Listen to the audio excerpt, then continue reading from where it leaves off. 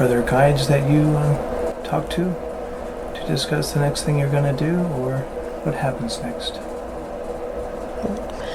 Yeah, it's like a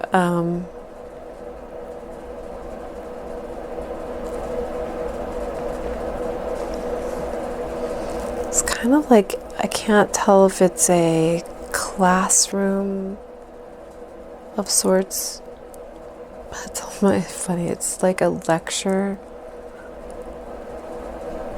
hall, like, and I'm with a bunch of other people, and we're sort of getting, it's almost like an education. Okay, so are these others, there's other souls obviously are around you that are like in a light body form? Yeah. Okay, wonderful. And as you sitting there listening to this lecture, what is the subject matter? They're talking about the different types of agreements.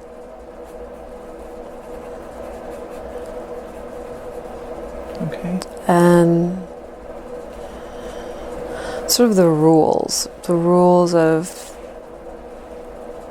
you know, what happens if you agree to certain things, what could happen, what might not happen. It's very sort of legal. It's interesting. It's kind of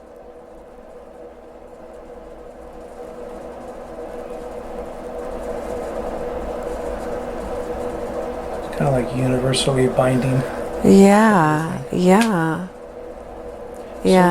So what if you enter into agreement and you're not able to fulfill that agreement? Is there some sort of like consequence, or you just have to do it over again, or how does that work? It feels like when there's an agreement and you're not moving towards the direction of that agreement, that it keeps popping up in other ways. And even though there's a choice, it'll keep popping up. And so there's no sort of punishment or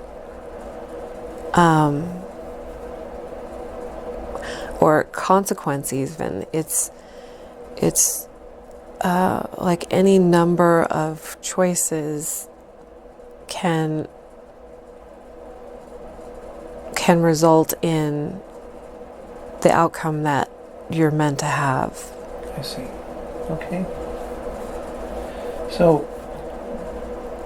what with this lecture? What's resonating most with you? What seems to be the thing that hits you the most? Yeah. The thing that's most interesting is there aren't any mistakes, but you can really maximize an experience, or you can choose to coast through an experience. There's no wrong way of doing the life, and many of the rules that are set up here they're just made up little obstacles to step over, or to ignore. But if you're not, harming anyone, but even some people have agreed to show that harm in order to move the collective, to move the needle of the collective. To the more positive polarity? Yeah.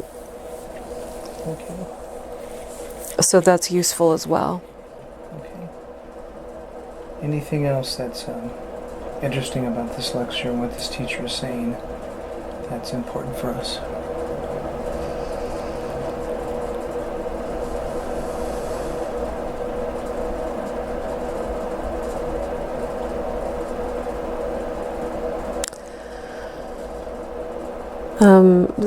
the teacher's also saying that there's all sorts of built-in mechanism, built-in reminders, and some people, are really aware of what those reminders are, and yet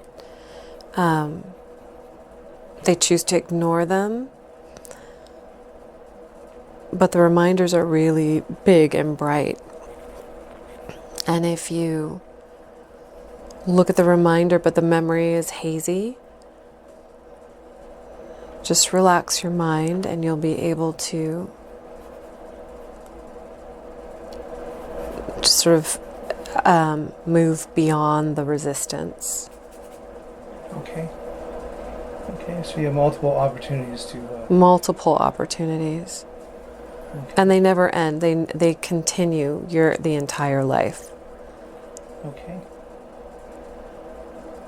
So lesson here is take care of your contract. Yeah, exactly. Okay, wonderful. Alrighty. So this is kind of like a soul school in a sense. It absolutely is. Okay. Are there many many other schools like this, or situations that you go through on a soul level through your development, that you go into these schools or these lectures to help you advance as embodiment? Well, you go according to where you've been elevated in the life before. Okay. So then, even beings that are beyond embodiment take these. Mm-hmm. Okay, very good. Never ends then. Never. Very good. There's always more to learn, or to learn from each other, because it's not just, a one-way lecture. People are sharing information as well. So I would imagine that as you're elevated, it may look, maybe the structure of the soul education looks a little bit different, but it's still there. Maybe it feels more like a workshop or a conference, whereas this particular one looks very much like a lecture.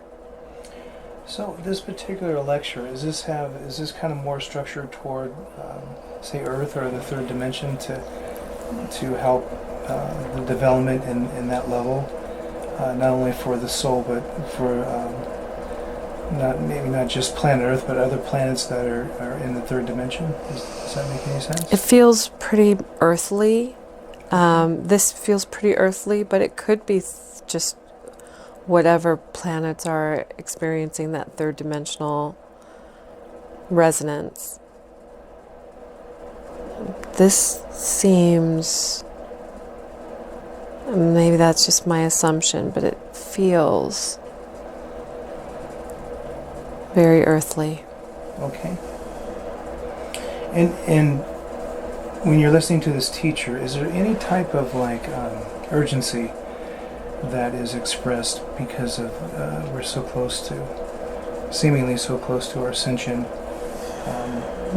as far as people that are going back and to fulfill their contracts and move forward? Well, time is not a thing. It's a made up construct. So the sense of, it's not really a sense of urgency, it's more a sense of clarity. Okay. Clarifying the intention of ascension. Clarifying the intention of why someone would be on Earth, and how to be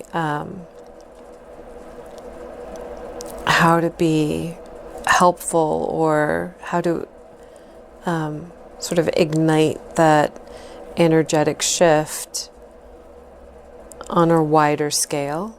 I see. So even the lecture feels like, these souls are embodying. It's interesting because when I even am looking at a soul, it feels like one soul could be the same as a million, you know, like it. Okay.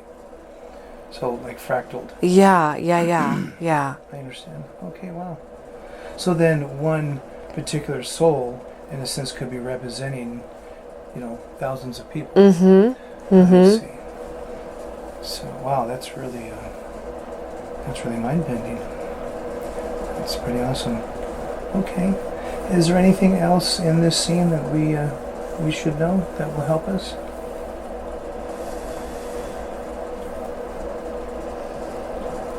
It feels like fun, you know, like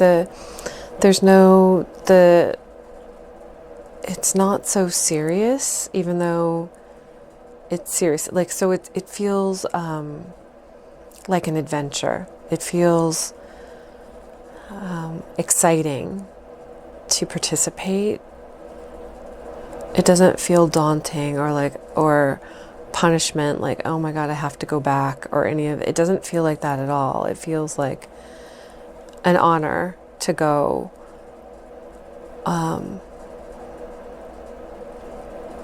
And a choice, not like, oh, you had to, your number came up and now there's not like a draft or anything, it feels like an honor and a choice, and many want to do it. Okay. Wow. Wonderful. Yeah, and are choosing all sorts of experiences, and the experiences are not necessarily ones that, you would think somebody would choose, but it's interesting.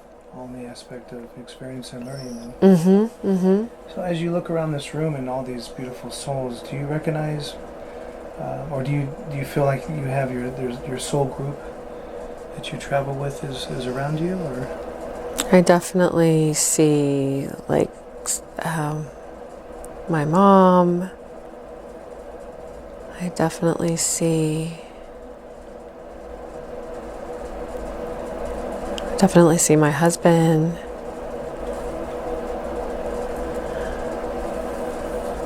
I definitely see some friends. But it's funny because